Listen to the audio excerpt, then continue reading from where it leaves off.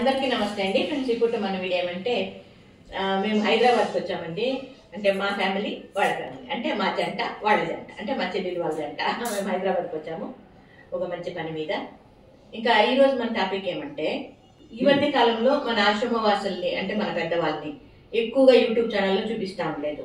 ఎందుకు అంటారా? ఒక వ్యక్తి ఒక గొప్ప వ్యక్తి అనొచ్చు, పనికిరాని వ్యక్తి అనొచ్చు. ఆ వ్యక్తిని ఎలా గుర్తించాలో ఎలా వర్ణించాలో నాకు అర్థం కాలేదు. తను ఆశ్రమం పెట్టుకుంటూ, ఆశ్రమ వాసులు కొంతమందిని పెట్టుకుంటూ దాన్ని వీడియోలు పెడుతూ, తను ఆ వీడియోలు అంటే ఎప్పుడు 3 పొద్దులు వీడియోలు వృద్ధుల గురించే పెడుతూ నా గురించి అన్నారంట. ఏమంటే నేను అంటే అది ముసలోళ్ళని చూపించుకొని డబ్బు సంపాదిస్తా ఉంది అన్నట్లుగా అది అని వర్ణించి అన్నారంట గొప్పగా. కాబట్టి నాకు ఆ మాటకి మనసు చాలా బాధ అనిపించింది. అంటే ఇట్లా కూడా అనుకుంటారా అన్నట్లుగా. స్టార్టింగ్ డేలో నుండి చెప్పాలంటే యూట్యూబ్ ఛానల్లో వృద్ధుల గురించి బయట తీసుకొచ్చింది నేనే ఫస్ట్. చెప్పాలంటే మీరు కూడా చాలా వరకు ఫస్ట్ ఇంకా చూసేవాళ్ళకి తెలుసు, స్టార్టింగ్ డే నుండి చూసే వాళ్ళకి వృద్ధుల్ని అంటే వాళ్ళని మంచిగా పలకరించడము, కామెడీగా ఉండడం, వాళ్ళకి ఏం జరిగింది అని చెప్పడము, వాళ్ళకి ఏం భోజనాలు పెడుతున్నామని చెప్పడము, భోజనాలు ఏమైనా వాళ్ళని అడగడము, ఇవన్నీ కూడా మీ ముందుకు తీసుకొచ్చింది. నా బుర్రలో నుండి వచ్చిన ఐడియాలు మీ ముందుకు తీసుకొచ్చాను. మీరందరూ కూడా మెచ్చారు.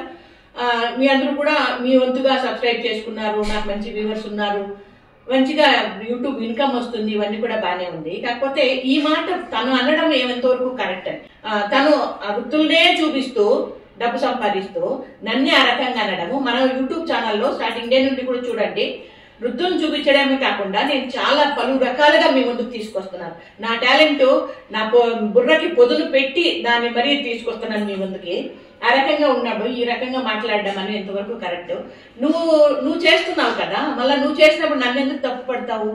అది ఎంతవరకు కరెక్టో మీరు కమెంట్లో పెట్టండి. అంటే వాళ్ళని తిట్టమని కాదు, వాళ్ళకి బుద్ధి వచ్చేటట్టుగా 4 మాటలు చెప్తే బాగుంటుందనేది నా ఉద్దేశము. నేనేదో వాళ్ళకి భయపడి వృద్ధులు మీ ముందుకు తీసుకురాకుండా ఆపేసింది కాదు. కాకపోతే ఇట్లా కూడా అనుకుంటారా, ఇలాంటి వాళ్ళు కూడా ఉంటారా అన్నట్లుగా బాధ అనిపించి, పోనీలే వృద్ధులను కొన్ని రోజులు మనము అంటే వృద్ధులనే వీడియోలు పెట్టకుండా నా టాలెంట్నే యూట్యూబ్ లో చూపిద్దాము అన్నట్లుగా మీ ముందుకు ఈ రకంగా వస్తున్నానండి. వృద్ధుల వీడియోలో పెట్టమంటారా, లేకపోతే నా టాలెంట్ ఉండేది మీ ముందుకు తీసుకురామంటారా? మీరు కామెంట్ లో తెలియజేయండి. ఇది ఇప్పుడు మన చిన్ని వీడియో. ఇంకా బావారు మా బట్టి కూడా ఇప్పుడు ప్రత్యక్షమవుతారు, వాళ్ళు కూడా చూసేసేయండి. ఓకేనా? మన చిన్ని వీడియో నచ్చితే లైక్ చేయండి, షేర్ చేయండి, సబ్స్క్రైబ్ చేసుకోండి. Thank you.